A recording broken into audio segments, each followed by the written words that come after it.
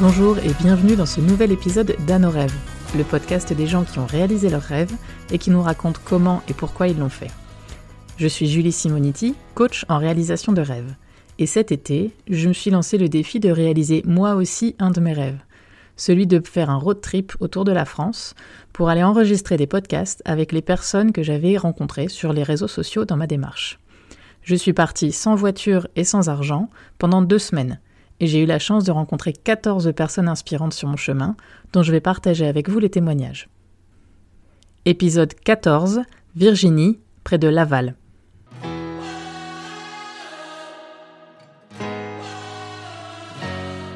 Aujourd'hui, nous enregistrons le 14e épisode de mon Tour de France des podcasts, que j'ai fait à la rencontre des rêveurs. Et aujourd'hui, je suis à Vèges, à côté de Laval, chez Virginie. Bonjour Virginie. Bonjour. Bonjour Julie. Merci de m'accueillir chez toi. Tu m'as expliqué énormément de choses quand on s'est parlé au téléphone. On a été en contact sur LinkedIn et sur Facebook, je crois. On a échangé des messages un peu partout. Et donc, tu as un projet super fort, qui est même un projet familial, mais tu vas nous raconter tout ça pour toute ta famille. Est-ce que, du coup, tu peux te présenter et présenter le rêve que tu es sur le point de réaliser ? Sur le point de réaliser... Ou voilà, après, je sais pas dans quel délai. Sur le chemin. Voilà. Ah, on va dire ça comme c'est en ça. cours. Sur le chemin, en tout cas. Donc, moi, je suis Virginie.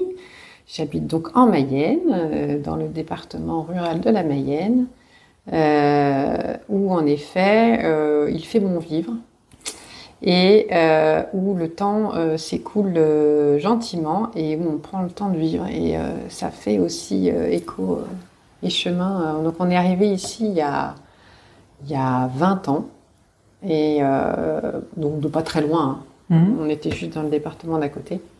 Mais n'empêche que d'un département à l'autre, là, on est quand même arrivé dans une région où justement ce rapport à l'environnement, la nature, peut-être nous a un peu plus rapprochés de la terre. Et petit à petit, le chemin faisant, on s'est mis au jardin, et de jardin, on en est venu à vouloir aller vers l'autonomie alimentaire, qu'on n'a toujours pas atteint et qu'on n'atteindra jamais, au final. Ça, c'est plus l'objectif, en tout cas actuel. Mais en tout cas, de chemin en chemin, on s'intéresse à l'autonomie, on s'intéresse... à la construction écologique, on s'intéresse à la permaculture, on s'intéresse au maraîchage sur sol vivant. Et donc, moi, du fait, le développement durable dans ma pratique professionnelle, elle était déjà présente aussi il y a 20 ans, puisque c'était des sujets que, politiquement, il était demandé d'aborder, très sincèrement. C'est comme ça que j'y suis venue, moi, au développement durable, c'est comme ça que je l'ai découvert. Et donc tout ça va dans le même sens en fait, hein. L'idée c'est de pouvoir vivre en harmonie et de retrouver un peu notre essence d'être vivant au sein de tous vivants. Voilà. Et donc on a un projet de construction d'une maison autonome avec un jardin, donc sur une parcelle qui fait à peu près un petit peu moins de 4000 m², et donc qui accueillerait nos activités professionnelles l'un et l'autre, la famille, donc avec chacun son petit espace, petite maison, donc 70 m², petit studio à côté de 20 m², petite chambre à côté de 10 m², enfin voilà, tout un de petits espaces qui nous permettraient d'accueillir la famille temporairement ou de manière permanente, d'accueillir aussi des gens de passage, d'organiser donc, pour ce qui me concerne, donc moi comme j'anime des ateliers d'écriture ou d'entrepreneuriat, je pourrais les faire là-bas. Et mon conjoint, donc lui, il est entrepreneur, donc ça lui permet plutôt de stocker son matériel sur ce lieu-là, pas forcément d'exercer là-bas, mais d'avoir un lieu de stockage de son matos, quoi. Et pour tes enfants, il y a aussi des projets? Et alors, ma fille surtout, elle a un projet de créer un écolo-lieu, tout simplement. Enfin, ça ne sera pas forcément chez nous, certainement pas. Elle a besoin d'eau, elle a besoin, quelle que soit la forme, rivière, mer, lac, mais il faut qu'elle habite à côté d'un point d'eau. Donc ce sera pas, du coup nous on n'a qu'une pauvre mare à sécher l'été, donc ce sera pas là. Mais en tout cas c'est un peu la même idée, mais en plus grand. Nous autant c'est à l'échelle familiale et elle voit ça à l'échelle d'un village, quoi. D'accord, donc elle s'entraîne chez vous et ensuite elle va faire son projet. C'est presque ça, ouais. Parce qu'elle a 17 ans là, donc ouais. C'est ça, elle est toute jeune. Oui. Elle est encore en train de construire tout ça avant de se lancer. Elle a ce projet-là depuis qu'elle a 10 ans. Ah oui. Donc elle a eu le temps de le mûrir. Ouais. Okay. Mais en même temps, ça correspond aussi à nous, notre cheminement. Enfin, quelque part, c'est vrai que ça fait 20 ans nous, qu'on chemine là-dessus aussi, quoi. Donc c'est un peu... Elle est née là-dedans, en fait. Oui. Donc oui, elle veut passer à l'échelle d'après, avec une école, avec un centre de loisirs, avec un restaurant, avec un bar, avec un lieu de tourisme, avec des habitats, avec du maraîchage évidemment, enfin, tout plein de trucs, quoi. Une librairie certainement. C'est énorme. Enfin, de l'artisanat d'art évidemment. Elle adore la poterie. Elle dit qu'elle va peut-être devenir potière, par exemple, son métier. Ce sera peut-être potière ou pas. Enfin, de toute façon, elle sera certainement plein de trucs en même temps, parce que ça m'étonnerait qu'elle puisse se cantonner à un seul métier. Mais elle se voyait gérante de ce lieu-là, au départ. Et puis après, elle s'est dit, bah ouais, mais en fait, c'est un lieu de vie. Donc, ça va se construire collectivement. Oui, c'est ça, pas seule, de toute façon. C'est pas qu'elle impose sa vision, c'est que ça se co-construit. Bah, au départ, c'était ça, et puis elle se rend compte que, en fait, un écolieu, ça se co-construit. Oui. Donc voilà, elle chemine pour comprendre comment ça marche, et puis essayer d'aller collecter de l'expérience pour pouvoir faire son propre modèle à elle, quoi. Et donc, j'allais te demander d'où ça vous venait, ce rêve-là, mais tu l'as déjà un petit peu expliqué. C'est dans ton expérience professionnelle, mais est-ce qu'il y a aussi, avant ça, je sais pas, dans ton enfance, dans ton environnement familial, il y avait déjà une sensibilité pour ce genre de sujet ? Moi, je suis issue... alors, on est tous les deux issus du monde ouvrier. Enfin, il n'y a rien d'original là-dedans. Je veux dire, on est des enfants du peuple, entre guillemets, comme j'aime bien dire, c'est-à-dire que les grands-parents, ils avaient tous un jardin à la maison. Mon grand-père, il élevait des lapins qu'il allait vendre au marché. Enfin, on a tous un rapport à la terre parce qu'on est issus de ces grands-parents-là qui avaient tous une maison qui bricolaient leurs outils, on répare, on recycle, on optimise, on ne dépense pas à tort et à travers, et on s'occupe du jardin et de ses enfants et de la maison. Enfin, c'est presque traditionnel, en fait, quelque part. C'est presque la tradition familiale, en fait, de faire ça, de faire ces conserves, c'est beaucoup de tomates. Et moi, j'ai toujours fait ça avec ma mère quand on était gamin. On faisait toujours beaucoup de tomates et de haricots verts. Enfin, la confiture, je n'envisage même pas d'acheter un pot de confiture. C'est juste inenvisageable, en fait. Tu vois, c'est des réflexes comme ça où ça fait partie de la... C'est presque du bon sens paysan, quoi. Alors, ils n'étaient pas paysans. Oui, non, mais la façon d'utiliser les fruits de la terre et de... C'est paysan artisan. D'accord. Je crois qu'on a un esprit artisanal. Je pense que c'est juste ça, tu vois. Et plus ça va, plus je me rapproche de... Déjà, j'ai toujours adoré accompagner les artisans plus que les commerçants, en vrai. Je ne devrais pas le dire, mais... tu vois le côté fabrication des mains, de savoir-faire et tout ça. Moi, je trouve ça juste magique, en fait. Je trouve ça chouette de pouvoir transformer la matière et lui donner soit une utilité, soit une œuvre d'art. C'est quand même chouette, quoi.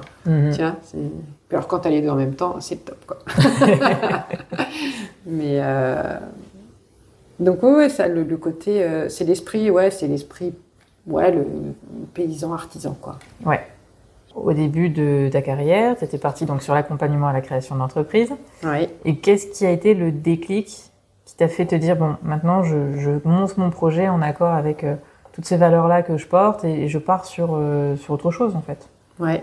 pareil, comme tout projet, c'est un cheminement. Hein, on est d'accord que ça se construit petit à petit, puis à un moment donné, ça bascule, quoi, en fait. Oui. C'est un peu comme de remplir un verre, puis au bout d'un moment, ça déborde, quoi. Alors, quelle a été la goutte d'eau qui a fait basculer? Ça peut être une goutte d'eau.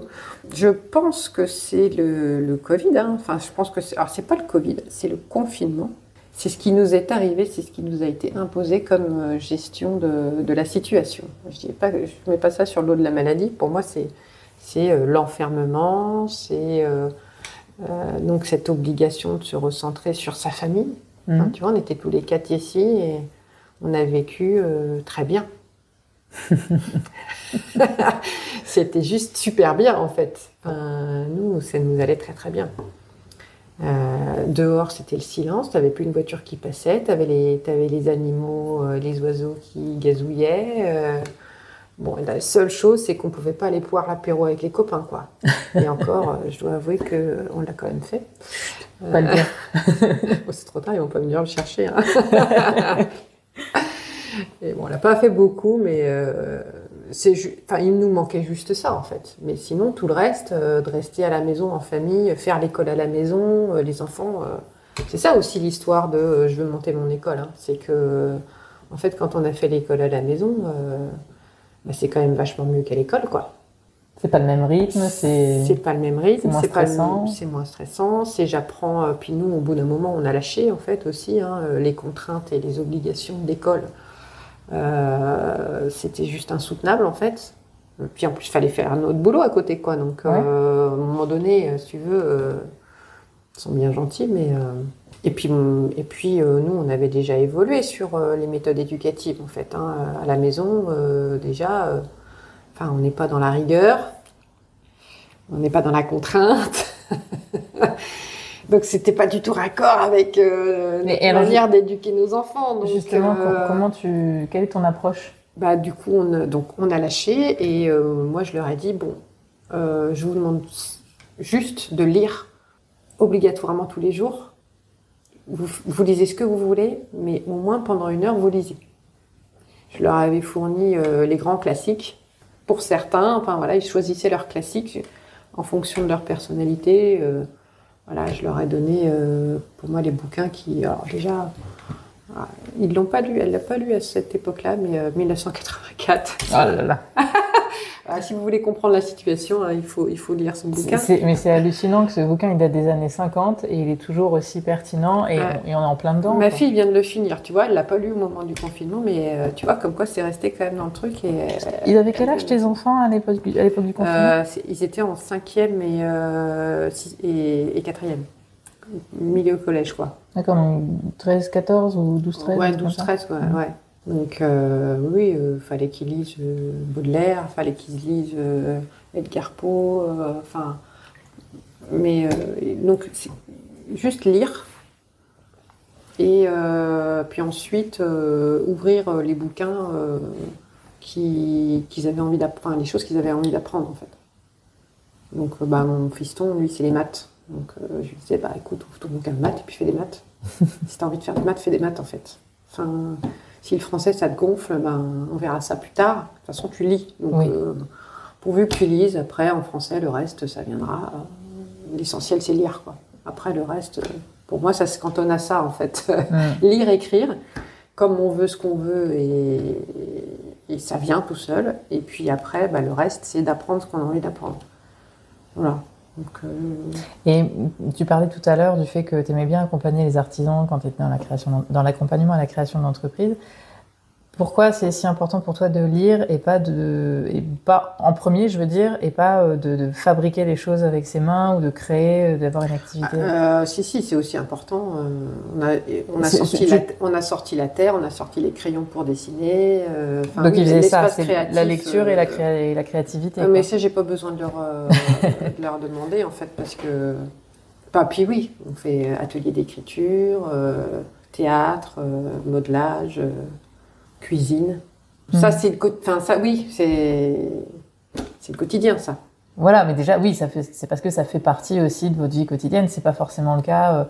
Tu vois, je pense aux gamins qui ont 12, 13 ans, 14 ans, qui sont parfois plus sur les jeux vidéo, sur les réseaux sociaux, le téléphone et machin, et qui, si on leur demande de lire, waouh, c'est un truc extraordinaire pour eux parce que c'est pas leur démarche naturelle. Mais si toi, dans ton éducation, enfin dans l'éducation que tu donnes à tes enfants, t'es déjà dans l'idée de dire, bon, bah, on participe à la vie de la maison, on fait du jardinage, on fait des activités créatrices. Ouais, alors, je vais relativiser parce que là-haut, tu l'as en version ado qui est sur l'écran, hein, donc malheureusement, c'est revenu.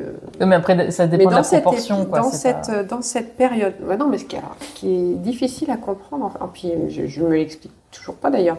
Dans cette période-là, en fait, pourquoi est-ce qu'on a lâché à ce moment-là? C'est que, en fait, on s'est rendu compte que chacun était dans sa chambre. On se voyait quasiment pas de la journée. Moi, j'étais à mon bureau avec mes clients, avec mon ordi à faire des visios. Donc, les enfants étaient chacun sur leur ordi à faire leurs devoirs. Et puis, le papa, il avait le droit de naviguer parce qu'il était artisan, donc il avait le droit d'aller voir ses clients. C'était le seul qui avait le droit de partir. Et à un moment donné, on se voyait pas, quoi. En fait, on était dans la même maison, mais on se voyait pas du tout. Et du moment où on a lâché, et qu'on a dit non, mais on arrête tout ça, quoi. Enfin, stop.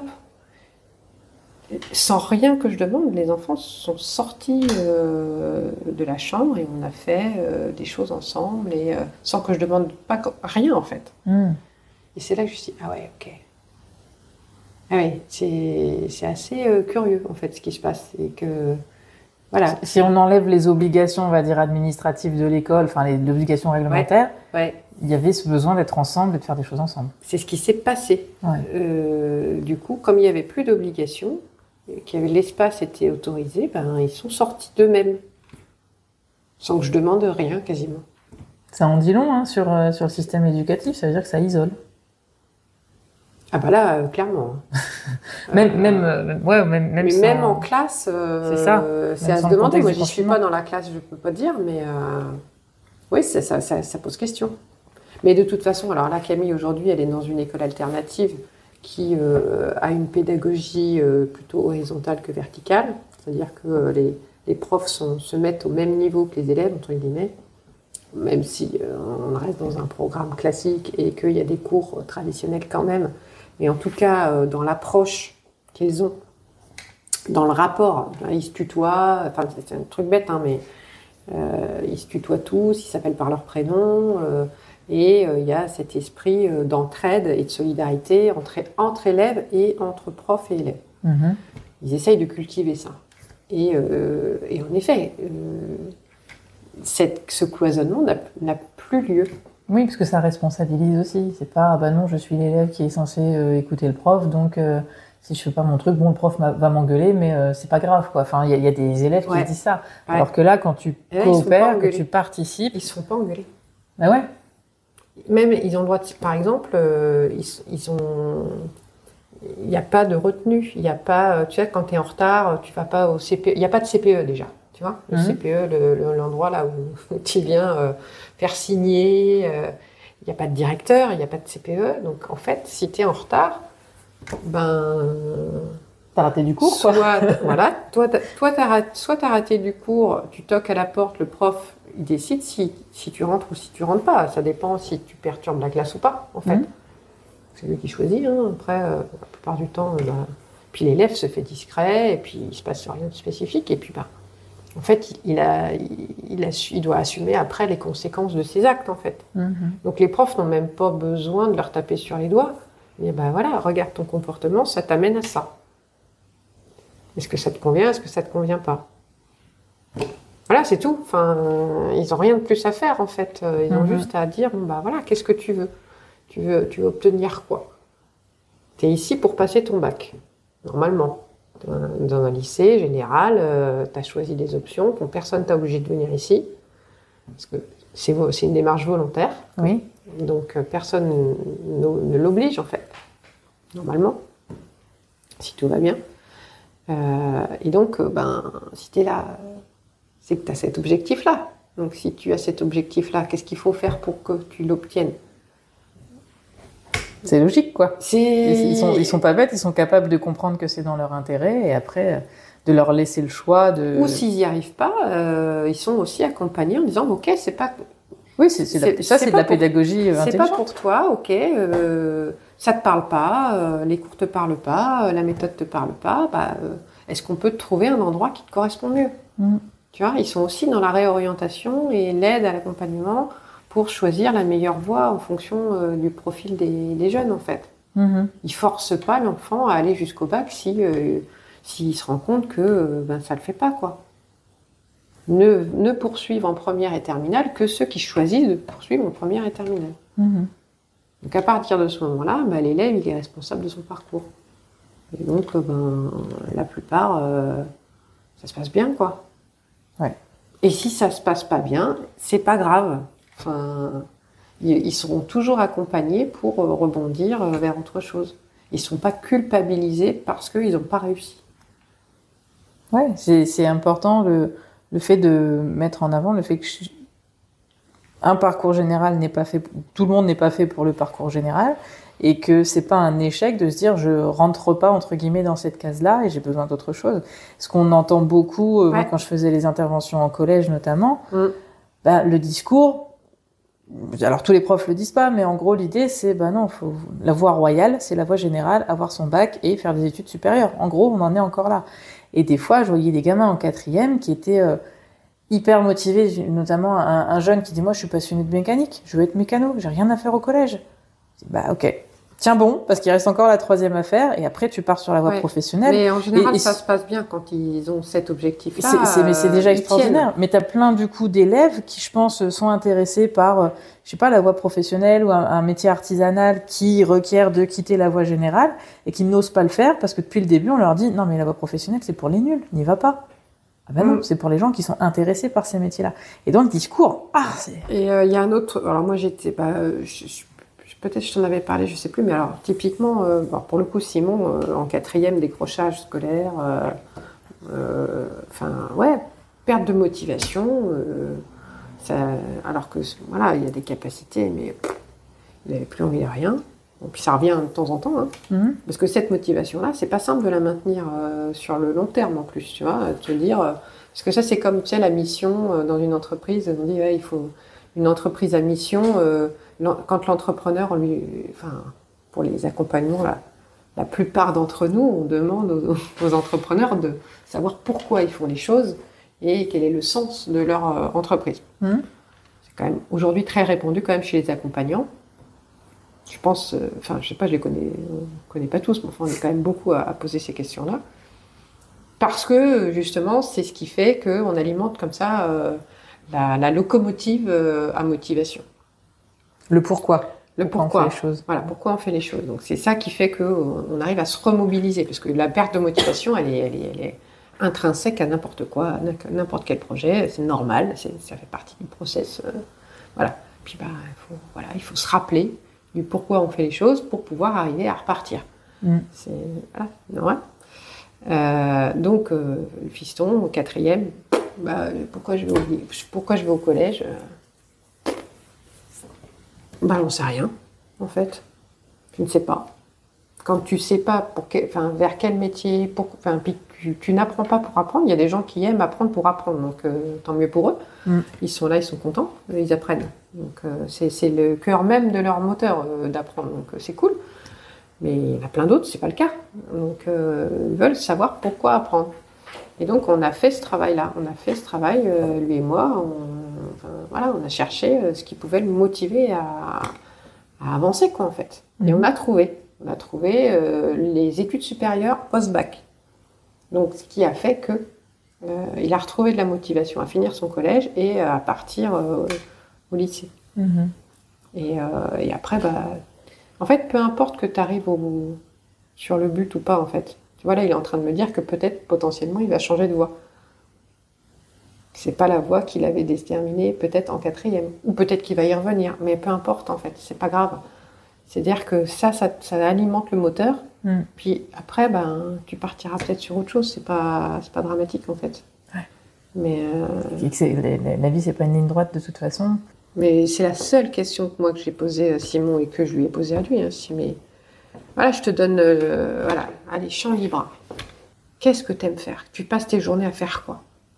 Et qui te fait plaisir, évidemment. Et il a trouvé? Oui, ils le savaient, mais moi, je n'arrivais pas à accepter. C'était évidemment les jeux vidéo, comme beaucoup de jeunes à l'époque. Et donc, moi, je refusais totalement qu'il fasse sa carrière enfermé dans un écran. C'était juste... ça venait me confronter, quoi. Le jour où j'ai accepté, je lui ai dit, bon, ok, si c'est ça, c'est ça. Qu'est-ce que tu veux que je te dise? Je t'autorise. Ok, on va chercher une école pour que... c'est reparti, quoi. On avait remis du carburant dans la locomotive, quoi. Mais il a fait... Moi, j'accepte. C'est que il y a ça aussi. Cette vision-là. Ouais. Il y a l'environnement autour du capitaine du navire. C'était toi l'environnement. C'était moi l'environnement. Et en fait, non, c'est sur quoi je voulais rebondir, c'était aussi le fait que on leur demande jeunes de savoir ce qu'ils vont faire. Mais le meilleur moyen, enfin déjà, ils se mettent la pression parce qu'on leur dit, voilà, pour réussir, tu dois faire les études, tu dois avoir le bon métier, tu dois avoir le tant de niveau de revenu, etc. Et du coup, ils se disent, ok, donc si je veux atteindre telle école, tel objectif, tel diplôme, je dois avoir mon bac avec mention, je dois avoir fait je sais pas, du bénévolat, machin, avoir un CV long comme un jour sans pain alors que j'ai 18 ans. Et ils se mettent une pression incroyable. Et quand on y réfléchit, il y a plein de gens qui ont eu leur bac au rattrapage et ils ont quand même une belle vie derrière. Alexandre Astier, que j'admire beaucoup. Voire pas de bac du tout. Exactement. Alexandre Astier n'a pas le bac général. Et lui, ça l'intéressait pas. Et pourtant, le mec est brillantissime. Il fait de la musique, il fait de la mise en scène, il produit, enfin, il fait énormément de choses et il adore apprendre et développer ses compétences. Et c'est vrai qu'à cet âge-là, j'ai une de mes élèves cavalières qui aujourd'hui a 19 ans. Elle voulait absolument faire des grandes études parce que, elle est très douée, hein, de toute façon, elle a les moyens de le faire, mais elle voulait faire Polytechnique ou une école veto. Parce qu'en fait, elle voulait prouver à sa mère qu'elle allait y arriver. C'est vraiment par amour, hein, c'était pas... Et donc, elle a vraiment tout investi. Et en fait, elle arrive en école prépa. Elle dit, mais c'est un monde de requins, c'est pas possible. Et elle est partie en dépression et ça va pas du tout. Et moi, j'ai qu'une envie, c'est d'aller là-bas et lui dire, viens, on va se promener, on va voir du pays. Tu vas te rendre compte, comme ce que tu regardes, là, ce qu'on te vend comme étant le meilleur du meilleur, c'est le tout petit bout de la lorgnette. Et la vie, elle est tellement plus vaste que ça. Et t'as tellement de potentiel, tu pourrais faire tellement de choses. Mais à cet âge-là, ils n'ont pas vécu grand-chose. C'est normal, ils sont jeunes. Et de leur dire, l'apprentissage, c'est pas que l'école, c'est aussi dehors. Parce que quand tu vas dehors, tu te dis, mais en fait, je peux apprendre tellement de choses au contact des gens, au contact de la nature, des animaux, tout ça. Puis, il y a un vrai problème de décalage. Alors, ça me fait penser aux études de médecine. Il y a un décalage monumental entre pourquoi tu fais médecine. Moi, je voulais être chirurgien, tu vois, dans ma prime jeunesse. Donc, voilà, ça me parle. Et il y a un écart entre pourquoi est-ce que tu veux faire médecine, c'est-à-dire sauver des vies, s'occuper des gens, etc. Et quand tu fais des études de médecine,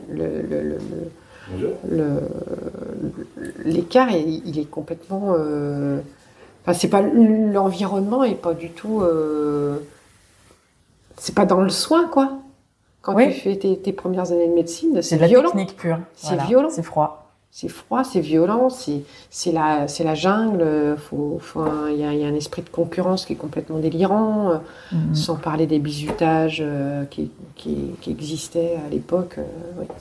Mais il y a un décalage aussi entre ce que les écoles dans les métiers donnent et ce que les élèves attendent. Bien sûr. Comme en communication. Moi, je n'avais pas compris, en fait, quand j'avais postulé pour aller en communication après le bac. Et moi, je voulais faire de la communication. C'est-à-dire apprendre comment les gens peuvent communiquer entre eux pour se comprendre, tu vois. Oui. Je n'avais pas compris que c'était du dessin et J'étais vraiment à l'ouest, tu vois. Je n'ai pas compris ce que c'était, en fait, c'était de la communication visuelle, en fait. Non, j'étais restée au mot communication, moi, tu vois, j'étais restée là. Donc, il y a un décalage quand même souvent entre ce qu'apporte l'école et le rêve. Alors après, il y a aussi un décalage entre le rêve et la réalité. Alors justement, tiens, hop, j'en profite pour accrocher les wagons parce qu'on a beaucoup dérivé par rapport à la question que je voulais te poser après, par rapport justement au rêve. À tout ça, finalement, tu as eu tous ces apprentissages sortis de l'école, avec ton expérience professionnelle et tout, et qui t'ont amené à ça. Et au moment où justement tu as eu ce déclic, tu me disais par rapport au Covid, en fait, au confinement, où tu t'es rendu compte que ça changeait ce que tu avais envie de faire de ta vie, tout simplement avec ta famille. Quand tu as défini ton projet, déjà ça s'est fait, j'imagine, pas en un jour comme ça en claquant des doigts, à peu près. Le truc, c'est que c'est toujours le cordonnier le plus mal chaussé, quoi. C'est-à-dire que, évidemment, j'ai fait un business plan sur une feuille A4. C'est petit quand même. Une seule feuille A4 ou Non, j'ai quand même fait un PowerPoint pour faire joli. Non, j'ai pas du tout appliqué à moi-même ce que je prône aux autres. Voilà, c'est pas totalement, on va dire quand même. J'ai quand même fait un peu, mais j'ai pas fait autant que j'aurais dû faire. Après, on peut jamais passer à côté de l'expérience, en fait. C'est ça que ça m'a appris. Quand tu t'es dit, bon, allez, je me lance, donc tu as fait ton business plan. J'ai fait mon plan, on va dire. Est-ce que tu as eu des peurs avant de te lancer en rapport avec, par exemple, est-ce que c'était une peur de faire tout le business plan et de te rendre compte que bon, ça allait être plus complexe que ce que tu imaginais? Ah non, mais la frousse, moi, ça a été... Mais en fait, des projets, j'en ai... En fait, la volonté d'être indépendante, ça fait... J'ai eu 1000 projets avant. Puis j'en ai toujours eu depuis... que tu as mis en place depuis 17 ans. J'en ai des projets, même 14. Premier projet, 14 ans. Et qui sont devenus concrets ou qui sont restés Non, mais il y a des jolis plans. Puis à l'époque, à 14 ans, j'étais pas toute seule. C'était pas des projets individuels, c'était des projets collectifs. Le premier projet, c'était un projet avec la mairie de ma commune. Donc j'ai participé avec d'autres jeunes à un appel de la mairie. Évidemment, le projet n'a évidemment pas vu le jour, parce que c'était pas le but de la mairie, en fait, en vrai. Bon, ça, on ne sait pas quand on est jeune. Le deuxième projet, pareil, j'étais pas toute seule non plus. C'était avec ma frangine. Et puis, en fait, ma frangine, au bout d'un moment, m'a avoué que, en fait, c'était juste pour me faire plaisir qu'elle me suivait là-dedans, mais qu'elle, ça la concernait pas. Et puis, ouais, de fil en aiguille, tout. En fait, je voulais toujours monter des trucs, mais avec d'autres gens. Pas toute seule. Pourquoi ? Je pense que je me sentais pas suffisamment confiante et sûre de moi-même. Et je disais toujours, j'ai pas de métier, moi, en fait. Tu vois, je me sentais pas avoir un métier en main, en fait. Alors, quelle est la différence entre tes autres projets et celui-ci ? C'est que tu as surmonté une peur ou c'est que tu t'es sentie épaulée parce que tu es en couple, en famille ? Alors déjà, j'ai fait un bilan de compétences. Donc j'ai rencontré un bilan de compétences qui m'a surtout permis de rencontrer une nana, en effet, qui m'a dit non, mais c'est super ce que tu fais, qui tu es, t'es rayonnante, tu vois, on m'appelle Mabel, etc. Enfin, c'est des trucs tout cons, hein, mais voilà, elle a alimenté la confiance. C'est une réassurance de ce que tu savais déjà, mais tu avais besoin de te l'entendre dire. Ah, je le savais pas forcément. Ah bon, je sais pas si je le savais, franchement. Non, je pense confiance en moi, pas top. Hein. Je pense j'ai pas alimenté ce côté-là au fur et à mesure des années, quoi. Et on me l'a pas. Enfin, j'ai pas eu un environnement professionnel non plus toujours alimentant ça non plus, mais peut-être que moi je suis pas allée le chercher. Enfin bref, en tout cas non, ça n'a pas été très franchement alimenté tout au long de ces années.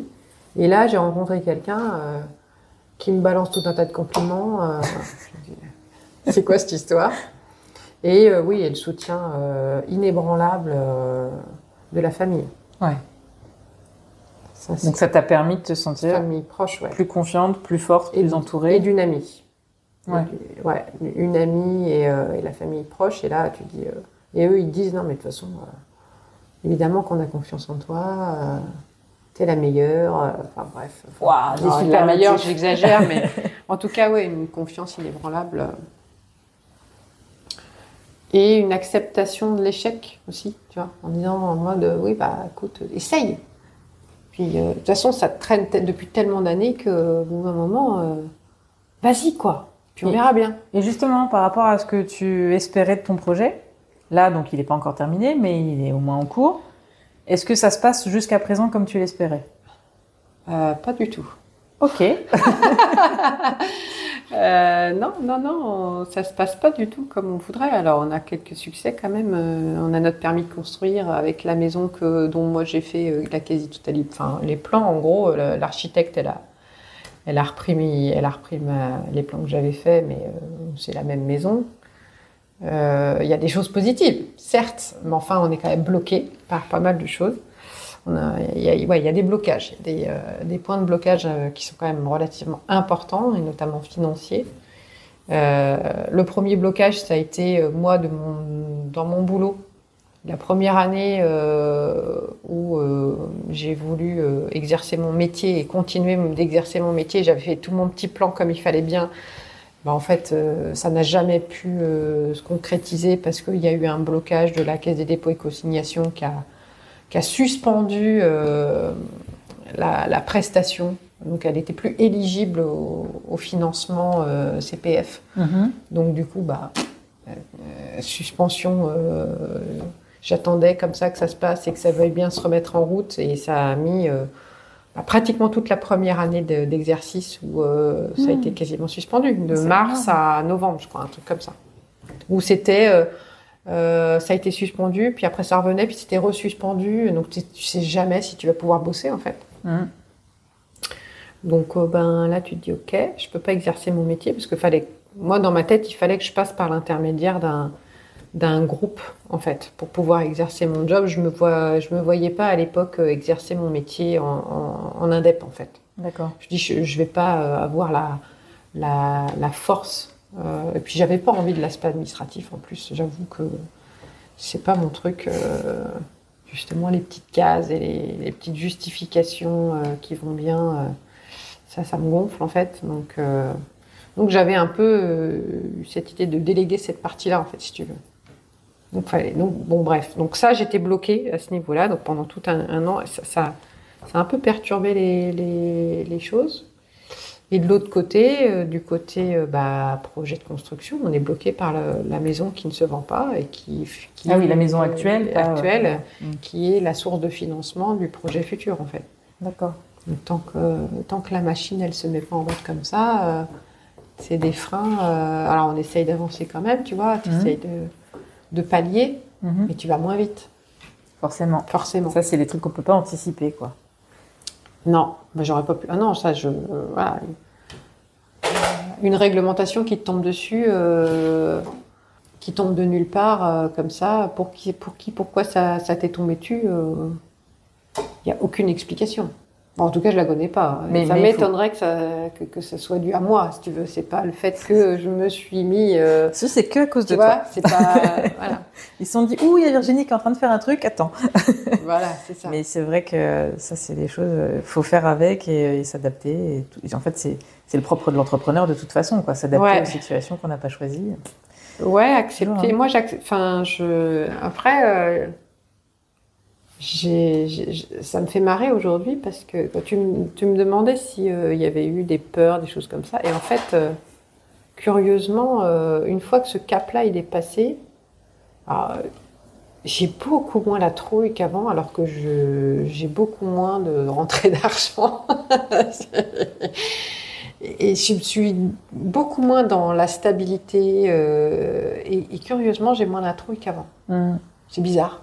Je connaissais pas ça. Non, voilà. Puis un plaisir aussi, comme je te disais tout à l'heure. C'est quand même tellement kiffant de pouvoir mener tes propres projets, de demander rien à personne et d'y aller, tenter des choses. En fait, ce plaisir-là, il compense largement. Mais c'est peut-être aussi le fait d'être dans l'action. Comme tu fais les choses, t'es pas immobile à te dire j'ai peur que ça m'arrive. Ouais, si ça m'arrive, j'agis en conséquence, quoi. Ouais. Et donc la peur, elle a plus sa place puisque t'es dans. Oui, ça dépend. Il y a une grosse part qui dépend de toi, mais ça pourrait me foutre les jetons, ça, moi. Le fait que ça dépende de moi, ça pourrait. Mais ou tout du moins, c'est l'image que j'en avais, peut-être. Mais. Et alors, à contrario de ce que tu as fait jusqu'à présent, de quoi tu es la plus fière sur ce projet ? de ce que ça cherche à accomplir, en fait. Enfin, je suis assez fière d'avoir les valeurs que j'ai. Et de me dire que peut-être c'est qu'une goutte d'eau dans l'océan, mais que... C'est ta goutte d'eau. Mais que c'est ma goutte d'eau, enfin que ma goutte d'eau, elle est là quand même, tu vois, j'ai quand même osé le faire. Et que malgré tout, ça existe. Voilà. Et que c'est quand même une possibilité et que pour moi, ça va dans le bon sens. Et que, de toute façon, à un moment, je me dis qu'à un moment ou à un autre, de toute façon, on va bien y arriver et que ça aura servi à ma petite échelle à ce mouvement et à impulser ce mouvement qui fait que les gens seront plus heureux en fait demain qu'aujourd'hui en fait. C'est un peu le but. C'est comment amener, parce que bon, moi j'aime pas, sauver la planète. En fait, on n'a pas besoin de sauver la planète. La planète, elle se sauvera toute seule, ou elle se sauvera pas d'ailleurs, elle s'en fiche. On sauve pas la planète, on se sauve nous. Et moi, c'est ce qui m'importe, c'est comment on peut arriver à sauver les gens, soigner les gens, les sortir de leur dépendance et de leur train-train quotidien là, qui les rend malheureux, pour arriver à leur faire exprimer ce qui va éveiller la lumière dans leurs yeux et leur redonner le sourire, en fait. C'est ça le but de l'histoire. Tiens, c'est ça aussi. T'as pas parlé des ateliers d'écriture que tu fais. T'as parlé de ton projet de lieu, mais les ateliers d'écriture, est-ce que tu peux expliquer un peu dans comment tu les approches, comment tu les conçois, quel public tu vises, tout ça? Alors le public, c'est tout le monde. Ça, marketing, il ne faut jamais dire ça. Non. Quelle est ta clientèle cible? Exactement. Eh ben non. Non, c'est vraiment en fait. Alors ça s'adresse évidemment à des gens qui ont envie de s'exprimer. Et alors par l'écriture, en tout cas, qui vont arriver à passer le cap, parce que j'ai réussi à raccrocher des gens qui n'arrivaient plus à écrire et qui se remettent à l'écriture et qui n'ont jamais écrit de leur vie d'ailleurs, parce que c'est des gens qui savent pas bien écrire, à l'école qui étaient des brels et qui font des fautes d'orthographe à tous les mots. Et j'arrive à faire en sorte qu'ils reprennent un crayon, un papier et qu'ils remettent des mots sur une feuille, quoi. Donc c'est pas forcément des littéraires, des écrivains, non, c'est vraiment des gens qui, à un moment donné, ont besoin de trouver cet espace d'expression, quoi. Et les ateliers d'écriture, c'est exactement ça, c'est un espace où tu es en sécurité et tu peux déposer, en fait, ce qui te passe par la tête. Respecter ce qui te passe par la tête et puis le livrer ou pas, son nom, que tu as envie ou pas, aux autres gens qui sont là. Et les autres, ils n'ont droit que d'accepter ce que tu as déposé sans opposition, voilà, sans jugement. Sans jugement, voilà, ils n'ont pas le droit de venir critiquer et de dire qu'il aurait fallu faire autrement. Ça, c'est juste pas possible. Donc, le fait d'être dans cette sécurité-là, ça fait que les gens nous disent des trucs de ouf, quoi. Et qu'ils se livrent... c'est rencontrer des gens d'une manière assez extraordinaire. Où tu pourrais jamais faire ça dans la vraie vie avec des gens que tu connais absolument ni d'Ève ni d'Adam. Au bout de 5 minutes, ils te livrent des trucs absolument géniaux, quoi. Ouais, en fait... Sauf peut-être quand tu fais des interviews de podcasts et tu vas à la rencontre des gens. Ou quand tu fais du stop. Parce que ça m'évoque un truc. Et je pense qu'en fait, ce que tu exprimes, c'est aussi une forme de relation intime qui se crée d'un moyen où en fait on sort du quotidien et du coup la personne se sent plus libre parce qu'elle n'est pas coincée dans ces petits jugements habituels ou les gens qui sont proches d'elle, etc. Et moi j'ai eu l'expérience comme ça, c'était du côté d'Agen, je crois. Je fais du stop, il y a un monsieur qui me prend en stop, il devait avoir, je sais pas, plus de 70 ans. Et puis on commence à papoter. Ça faisait pas 30 secondes que j'étais montée dans sa voiture, qui me dit, je sais même pas comment il en est venu à aborder ce sujet, parce que c'est moi qui dégage un truc, j'en sais rien.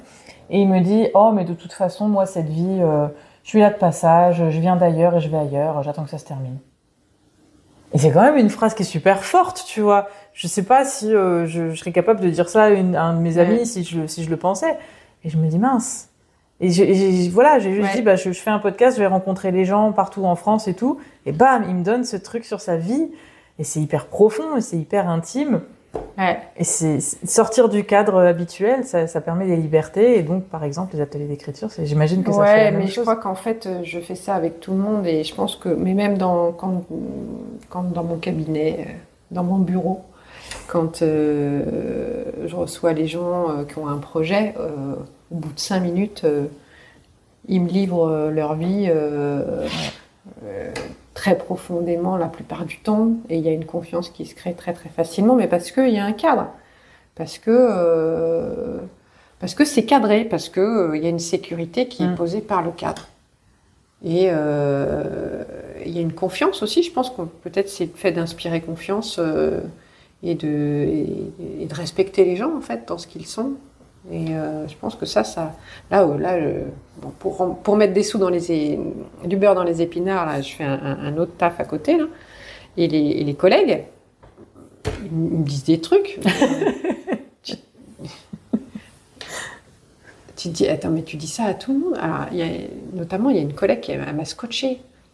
C'est la ronchon de service, tu vois. Elle fait la gueule toute la journée. Elle grogne sur tout le monde. Et un midi, le seul midi où j'ai mangé à côté d'elle et encore pas à côté, parce qu'il y avait quelqu'un entre nous, elle me sort un truc sur sa vie hyper intime, où elle me raconte qu'elle a plus de trompe et qu'elle a dû faire... depuis l'âge de 17 ans, elle a eu une maladie, tu sais, des maladies sexuellement transmissibles, là, et puis qu'on a dû lui enlever tous ses organes, et qu'elle me sort ça comme ça, entre la poire et le fromage, quoi. La nénette, elle fait la gueule à tout le monde, et elle cause pas, quoi. Tu dis, qu'est-ce qui se passe là ? Qu'est-ce qui vient de m'arriver ? C'est très curieux. Ok, d'accord. J'ai une idée. Est-ce que c'est pas avoir une certaine capacité d'écoute ? Parce que les gens, ils ont vraiment envie de parler d'eux. Et c'est vrai que quand ils sentent qu'il y a une possibilité chez la personne d'écoute attentive et sans jugement, ils s'engouffrent là-dedans. Ouais, je pense qu'elle a senti ça chez toi.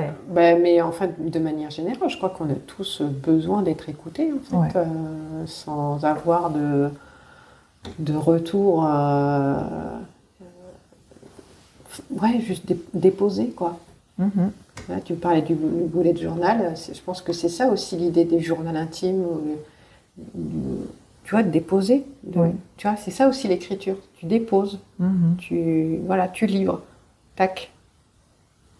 Puis des fois, ça fait écho. Des fois, ça fait pas écho. Puis ça fait le lien aussi. Moi, je me suis rendu compte que dans les ateliers d'écriture, on parlait d'un petit exercice que j'aimais bien, tu sais, dans les ateliers d'écriture, pour faire le lien entre tout le monde. Tu cherches une qualité ou un point commun avec chacune des autres membres du groupe.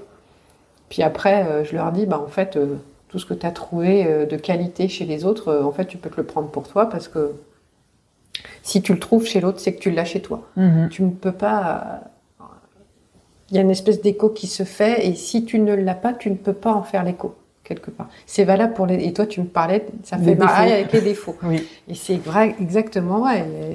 Il y a une phrase que ma frangine m'avait dite il y a très très longtemps aussi, c'est exactement la même chose. Elle m'avait dit, attention, le reproche que tu fais aux autres, c'est un reproche que tu te fais à toi-même. Ouais. Et ça, à chaque fois, je me le répète, dès que je commence à grogner, je me dis, attends, ok, donc si je grogne là-dessus, c'est que je me le reproche à moi-même. Ok, d'accord, ok. Voilà. C'est ça. Et en fait, ce qu'on juge chez les autres, c'est ce qu'on refuse de voir chez soi, parce que c'est au-delà de notre mesure, quoi. Et voilà, et quand on va juger quelqu'un, ce que je te disais, je crois, au téléphone, quelqu'un qui est prétentieux, on dit, attends, quand est-ce que moi, je suis prétentieuse et je refuse de le voir parce que j'aime pas ? Et quand tu fais ce travail de conscientisation de « Ah oui, ça m'arrive aussi la prétention », t'arrêtes de juger les gens qui le sont, puisque tu sais pas s'ils le sont tout le temps, ou si c'était juste exceptionnel, ou c'est toi qui as interprété et qu'en fait la personne n'était pas du tout prétentieuse. C'est accepter sa part d'ombre, et c'est comme ça qu'on progresse. Ouais. Et on n'est que soi avec soi-même. Et en même temps, on est tous reliés les uns aux autres, quoi. Ouais. C'est ça que j'aime bien, ce côté. Moi, j'appelle ça la boule à facettes, mais on est une espèce de boule à facettes qui réfléchit avec toutes les personnes qui nous entourent. Et on arrive toujours à trouver un point commun avec n'importe quelle personne sur la planète. Tu vas trouver un point commun. C'est juste assez... c'est assez miraculeux, en fait. Et finalement, de se dire que c'est aussi ces interactions avec les autres personnes qui nous permettent de grandir nous-mêmes et qu'on a besoin des autres pour découvrir. Grandir. Ouais. Oui, grandir, après c'est subjectif, mais en tout cas de se comprendre et... Ouais, complètement. Et alors, en parlant de ça, hop, je fais une transition. Est-ce que par rapport à ton ressenti, à ton vécu sur le développement de ton projet, tu aurais un conseil à donner à quelqu'un qui voudrait se lancer, pas forcément sur ce genre de projet, mais pour réaliser un de ses rêves et qui n'ose pas se lancer?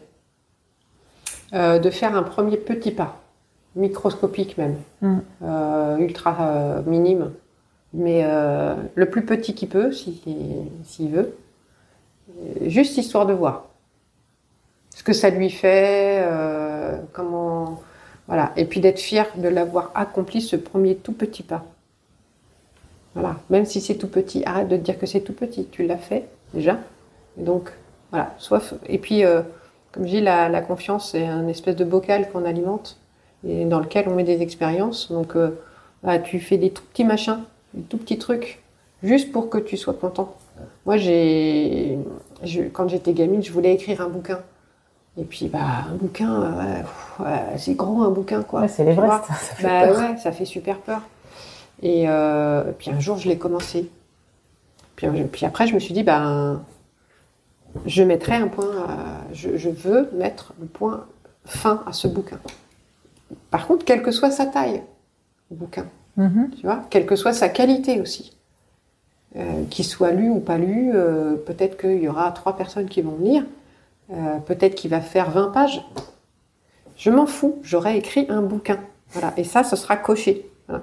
Et des fois, il faut aussi descendre un peu les objectifs en se disant,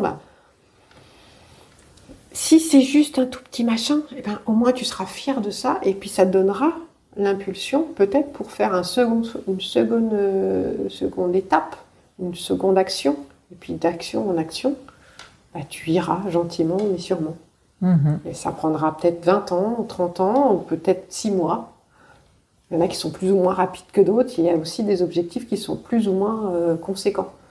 Il y a des choses qui sont beaucoup plus faciles à atteindre que d'autres, quoi.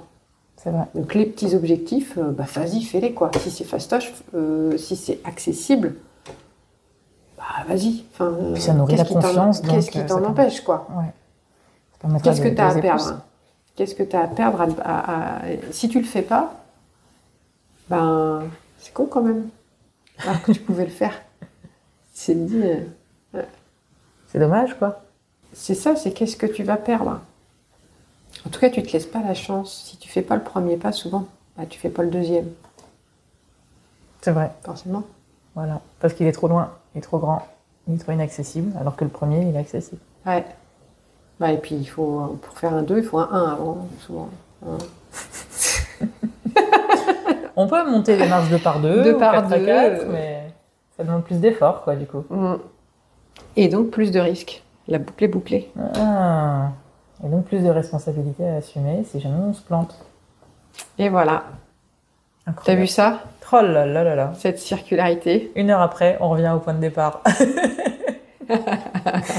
Et alors, pour terminer, est-ce que, alors je sais que c'est pas encore en route, mais est-ce que il y a quelques pas où on peut te retrouver, où on peut suivre l'évolution de ton projet, ou est-ce qu'il y a des coordonnées que tu souhaites mettre en avant, une activité? Alors, sur le projet du lieu, non. Faut venir à Saint-Pierre-sur-Herve ou Saint-Pierre-sur-Rêve pour les rêveurs. Pas mal. Il s'est renommé le village. Par moment, il se renomme. Comme c'est un village où il y a des artistes qui exposent, beaucoup de concerts, etc., qui est un comité des fêtes qui est très actif. Quand on fait des animations là-bas, on appelle ça Saint-Pierre-sur-Rêve. Voilà. Je suis obligée d'y aller. Oui. Maintenant, c'est foutu. Voilà. Tu seras obligé. S'il y a une cabane pour moi, je vais venir. Faut que je t'y emmène. Et puis, sinon, moi, mon entreprise, elle s'appelle Le Pigeon Vol, puisqu'elle existe. Et en effet, donc, il y a un site internet qui s'appelle lepigeonvol.fr. Alors, est-ce que tu peux me rappeler ton slogan? Parce que je trouve qu'il est génial. Le slogan du pigeon? Oui. Nous sommes tous des pigeons, certes, mais rappelons-nous que nous avons des ailes pour voler. Ça doit être quelque chose comme ça. Oui, je crois que c'est comme ça que je l'avais À peu noté près. quand tu m'en avais parlé. J'aime bien ce côté... Oui, le pigeon, c'est l'humilité. Oui. Donc, j'aime bien rappeler aux gens d'être humbles. Voilà, ça c'est encore une fois mon côté animal qui fait partie de la nature. Rappelons-nous, voilà, nous ne sommes pas des dieux, on n'est pas des... Je sais pas quoi, on n'est pas au-dessus d'eux. Voilà, nous sommes tous au même niveau. J'aime pas la hiérarchie, je crois que tout le monde aura compris. Il n'y a pas de hiérarchie dans ce monde. Tout est circulaire et nous sommes tous reliés. Donc voilà, on n'est pas au-dessus de qui que ce soit. Donc l'humilité. Mais par contre, on a aussi le droit à la liberté et on a aussi le droit de s'exprimer et de vivre aussi joyeusement. De planer aussi. De planer parfois, voilà, de se reposer un peu les pieds sur terre aussi de temps en temps. Entre les deux, ouais, mais c'est ça. C'est à la fois ce côté humilité et responsabilité et en même temps le droit à l'expression et à la liberté. C'est beau. Voilà. Je trouve que ça fait un beau mot de la fin pour cet échange très très riche. On est un peu parti dans tous les sens, mais en même temps, je pense que ça construit aussi toute ta démarche et toute ta réflexion. Je ne pouvais pas t'attendre à autre chose en faisant une interview avec moi, c'est juste pas possible. Mais je te rassure, ça a été le cas sur quasiment tous les épisodes. Attends, on a quand même réussi à faire un joli cercle quand même. Ah, mais alors là, t'en as tout le mérite. Hein. Effectivement, je l'avais pas vu venir le cercle. Bah écoute, je te remercie beaucoup pour cet échange. Et puis, je te souhaite que tout se débloque très vite et que ton projet voit le jour à Saint-Pierre-sur-Rève. Ouais. Et je viendrai voir. Ouais, carrément. Et merci à toi et puis à bientôt alors pour la suite.